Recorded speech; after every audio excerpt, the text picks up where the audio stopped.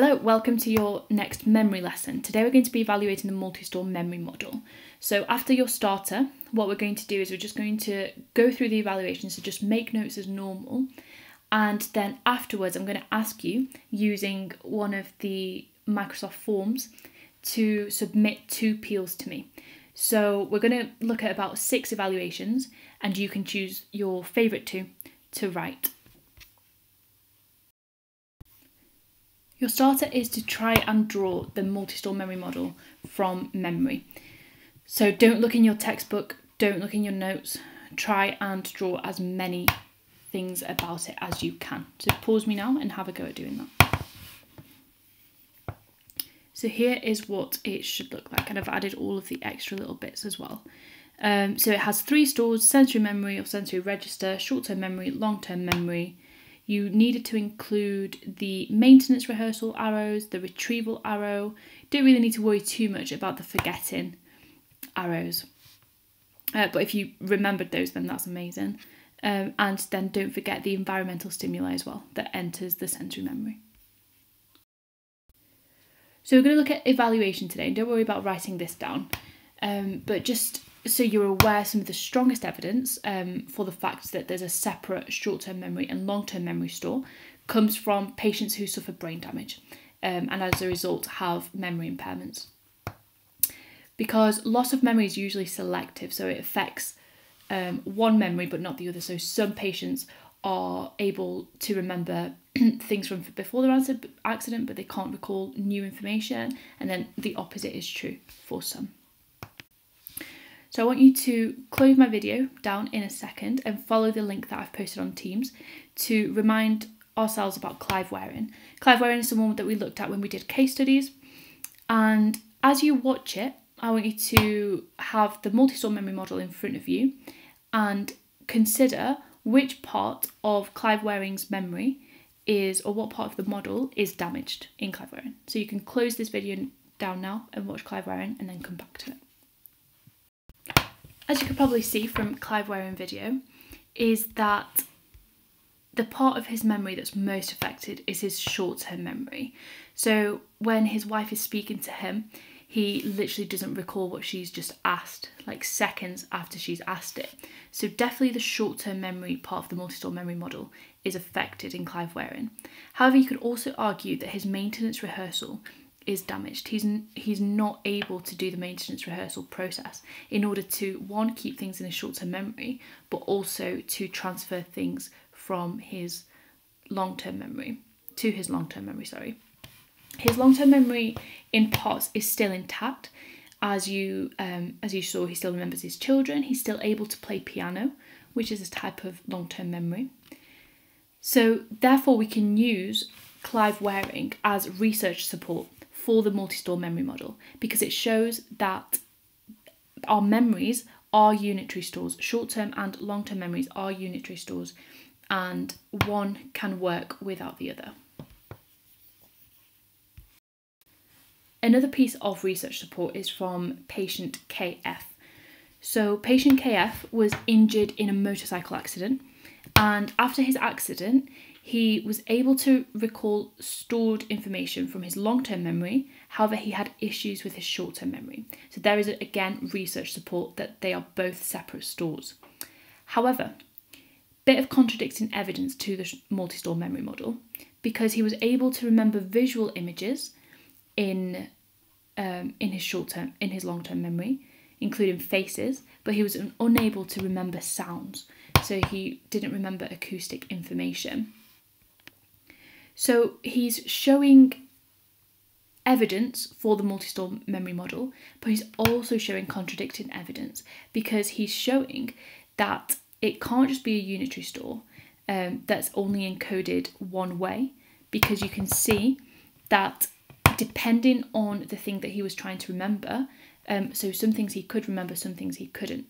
Therefore, there has to be more than one section in our short-term and long-term memories, which the memory model that we're going to look at next lesson, the working memory model, says. So once we've learned about the working memory model, then you can use KF and the working memory model in order to contradict the multi-store memory model. You can say that it's a bit too simplistic. A strength is that there's a lot of supporting evidence for capacity, duration, and coding, both in short-term and long-term memories. So pause me and try and name all of the researchers that we discussed in the lesson on short-term and long-term memory. So you should have said Jacobs, who did the digit span test, capacity of short-term memory. Miller, who did the magic number, again, capacity of short-term memory. Peterson and Peterson did duration of short-term memory using the consonant syllables. Barrick did the duration of long-term memory using the yearbook photos. And then Badley studied encoding in long-term and short-term memory, found that short-term memory was encoded acoustically, long-term memory was encoded semantically. And there's also been studies using brain scanning techniques that shows there's difference between short-term and long-term memory. So for example, Beardsley found that the prefrontal cortex is active during short-term and not long-term tasks, again suggesting that they are separate stores. Short-term and long-term are separate stores. So it's a support for multi-store memory model. And Squire et al. Also found hippocampus to be engaged during long-term memory tasks, but not short-term memory tasks. We're going to see further evidence of this in other lessons when we look at a very famous case, which I believe we looked at in our case study lesson of Henry Molaison, who had his hippocampus removed and then he was no longer able to form new memories. A limitation of the multi-store memory model is that it's too simplistic. Both short-term and long-term memory are described as unitary stores. What this means is that they are a single store with no subsystems. So it suggests that short-term and long-term memory encode in the same way, so acoustically and semantically. However, there's been lots of research to suggest that this isn't the case, to suggest that short-term memory is sometimes encoded visually and long-term memory is sometimes encoded visually as well, as we saw in the case of KF. There are alternative and more plausible alternatives to this, which we're going to see when we look at the working memory model, suggesting that we have more than one kind of short-term memory. And the same is true for long-term memory, which we're also going to look at when we look at the three different types, which are semantic memory, so our knowledge for facts about the world; procedural memory, so it's knowledge of skills, so being able to play a piano or drive a car, for example. And then we have our episodic memories. So these are our really personal memories of things that we've experienced, and they're always remembered in a lot of context. But we're going to look at this in other lessons. Therefore, how could we explain this? So the point is that a weakness of the model is that it's too simplistic. Why does this matter? It matters because it's not giving us an accurate representation of how our memory actually works, because it's ignoring the fact that there are different types of short-term and long-term memory. Therefore, you could say it lacks explanatory power, or it just lacks usefulness because it doesn't quite explain our memory. Another limitation is that researchers suggested that the mechanism of getting information to the long-term memory through maintenance rehearsal it's been argued. A lot of researchers have questioned this. They suggest that it's actually more to do with the type of processing that we do with information that we receive, and less to do with how it's rehearsed, that can affect how well we remember something. So those things that we process more deeply are more memorable. And when you process something deeply, you do more than just repeat the information over. You give it meaning and you give it context. So there was a study by Craig and Tulvin, and it provides an example of what I've just described, basically. So what they did is they gave participants a list of nouns, so naming words, and asked them to use deep processing, so fitting the word into a sentence, for example. So say the word was shark. Deep processing of the word shark might be to envision a shark in water, or maybe to start singing Baby Shark, just to give it a bit more of a deeper process. Or he asked them to have a shallow processing of the noun. So just to state whether it was printed in capital letters, maybe what colour it was printed in, anything that doesn't really tell us much about the word shark. And they found that they remembered more deep processing words, suggesting that this is a key process in developing long-term memories. So the multi-store memory model might overemphasize the need for maintenance rehearsal, and this is showing that there are actually other processes which are much more important in order to keep things in our short-term memory and also to move things from our short-term to our long-term memory. Rather than just repeating it, it's more important to process it in a meaningful way. Okay, last limitation now.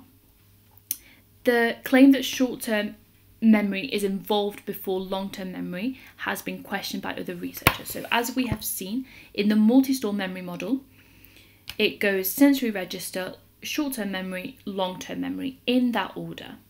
However, Lodgy found that short-term memory relies on long-term memory, so cannot come first. So let me give you an example of what Lodgy means. I want you to try and chunk this. These letters, I just want you to try and chunk them in order to be able to remember them. Okay, so what you've probably chunked them as is AQA, BBC, ITV, IBM. Okay, you've probably chunked them that way because they have meaning to you. But where does that meaning come from? That meaning is stored in your long-term memory. You know that AQA is a thing, you know that BBC is a thing, and therefore you've chunked it in your short-term memory, but using your long-term memory. Rutschkin found when he asked participants to recall words or pseudo words, which are fake words, so words that sound like words but that they aren't words, brain activity was much greater when processing real words. And this again suggests that short-term is actually just part of long-term memory and not separate stores. So this is a limitation of the multi-store memory model because it ignores this factor. Therefore, it's a less useful explanation of memory. So I'm going to ask you to write me 2 peels in a sec. And I know that some of you struggle mainly with the explanation part. So I want to do the first one together just to model what your peels should look like. So obviously we start with our point and we say either one strength or one weakness of the multi-store memory model. And then we can say, comes from the case of Clive Waring, or you might want to say, one strength of the multi-store memory model is that there is research support from the case study of Clive Waring. Then talk a little bit about that. What is your evidence? What is your example? Clive Waring suffered from brain damage which resulted in severe amnesia and was unable to transfer information from his short-term memory to his long-term memory. And your explanation should tell me why this matters. And your explanation and the L part of the peel, your link, comes in the same place, because I just want you to always relate it back to the multi-store memory model. Always have in your head what you're actually evaluating. So this matters because it demonstrates that multi-store memory model is sequential, and that if the ability to transfer information from short-term to long-term memory is broken, we cannot form new memories, thus supporting the linear nature of the model. So when you give research support, as your explanation, don't just write, therefore this gives research support. Explain why Clive is providing research support. Make sure the examiner knows that you know exactly what the multi-store memory model is about and how Clive Waring is providing evidence of that. So here are the evaluations that you can use. I want you to use the forms link that I've put on Teams, and then that way I can give you individual feedback on things that you need to do to improve your peels. Okay, so any of the 2, Maybe try doing one strength and one weakness, but it's completely up to you. And once you've done the peels on forms, make sure you then submit your notes onto Teams as well. Any questions, let me know.